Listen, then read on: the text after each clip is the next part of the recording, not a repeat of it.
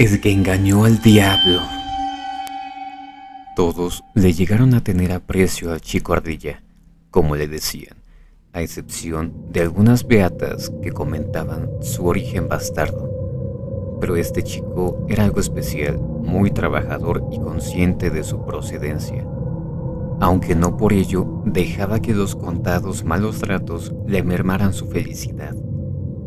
Sabían en el pueblo de sobra que su padre era de buena familia, quien tuvo un desliz con una indígena, y desde que nació el joven tuvo que irse a vivir con los dueños del apartado, una enorme finca que abarcaba desde la villa de la Asunción de Aguascalientes hasta casi colindar con el Real de Zacatecas. Ahí obtuvo el sobrenombre, y aunque en un principio no le agradó, terminó por acostumbrarse. Ya entrado en la adolescencia, se enamoró de una joven de su edad, aficionada como él a las flores y a las mariposas, pero no así de su misma condición, ya que era la hija de los dueños de aquella propiedad.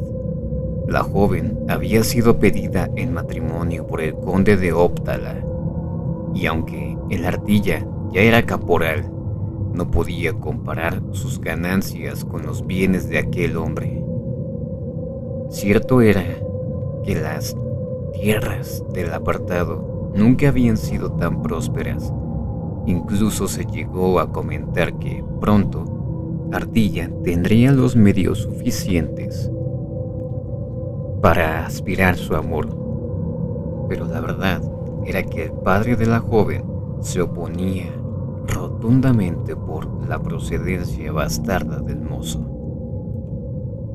«El caporal es un bastardo», gritaba cada vez que la joven intentaba tocar el punto.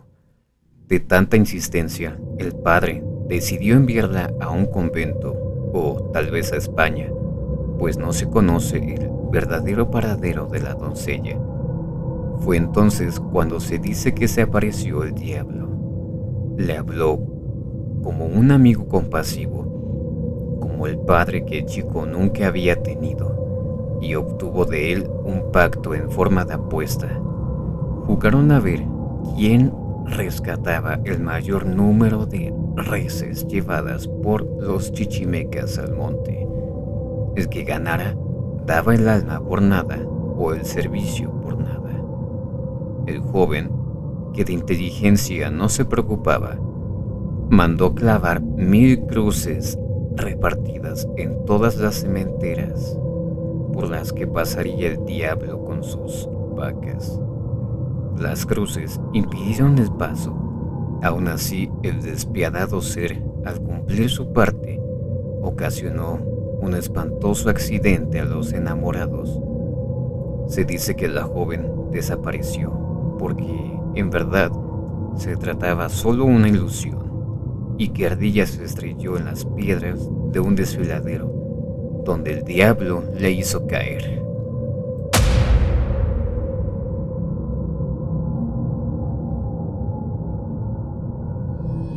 La vasija de la abuela. Cada verano, Laura y su marido iban de vacaciones a un caserón antiguo que estaba en medio del bosque, allá en el estado de Guerrero, en el cual vivió su bisabuela, antes que falleció años después de que desapareciera Andrés, el bisabuelo de Laura, en extrañas circunstancias. A ellos les encantaba hacer senderismo por allí.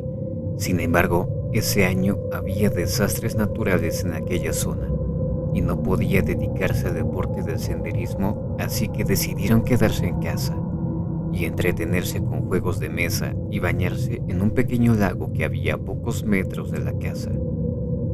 Esa tarde, el marido fue a la parte trasera de la casa, por madera, para encender la chimenea, pues llovía mucho y hacía un frío insoportable. Volvió con Laura para contarle su deducción de que posiblemente una serpiente o algo andaba detrás merodeando donde la abuela guardaba sus vasijas. Entre los dos decidieron limpiar el cobertizo, que no se había tocado desde que murió la señora, y así se entretenían en algo. A la mañana siguiente se pusieron manos a la obra.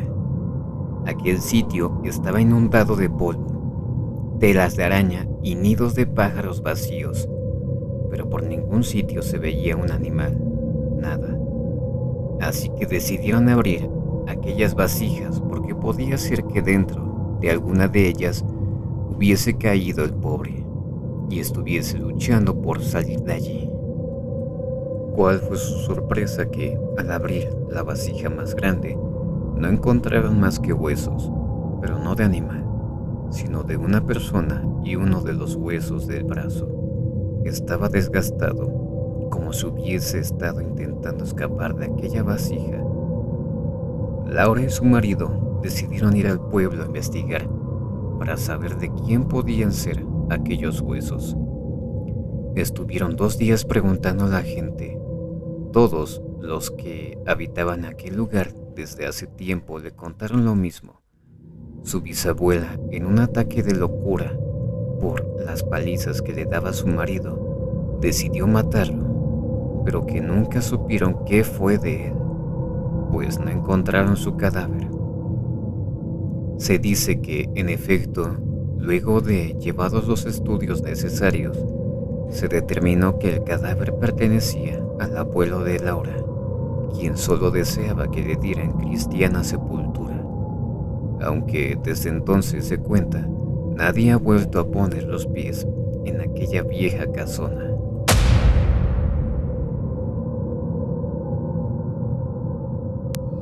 La enfermera suicida. En Zacatecas se escucha la leyenda de la enfermera suicida, una mujer que se preparaba para contraer nupcias con un joven médico. Ambos trabajaban en el único hospital de aquella ciudad, pues estamos hablando de hace mucho tiempo. La fecha de la boda estaba cerca y el novio viajó a su ciudad natal, Tamaulipas, para invitar a sus familiares. En el trayecto sucedió un accidente en el cual el apuesto médico perdió la vida. Al enterarse, la bella enfermera, que se encontraba de guardia en una fría noche, decidió suicidarse. Por aquella época, el hospital se estaba implementando de nuevos pabellones, con lo cual tenía maquinaria de construcción del momento. La enfermera, que trabajaba en una segunda planta, decidió lanzarse al vacío y así acabar con su vida. Así sucedió, y con tal coincidencia cayó sobre unos metales que acababan en punta, los cuales le quitaron la cabeza. Allí quedó muerta la bella joven enfermera, sin cabeza. Pasado el tiempo, aún se le ve caminar por los pabellones del hospital. Algunos pacientes juran haber sido atendidos por una enfermera de traje blanco y capa de terciopelo azul, cuando en realidad ahora las enfermeras no llevan dicho atuendo. Bueno, al menos refiriéndonos a la dichosa capa. Algunas personas dicen haber podido ver su cara, pero lo cierto es que nadie puede describirla con precisión. Solo se sabe que sigue llorando la pena de haber perdido a su amor verdadero.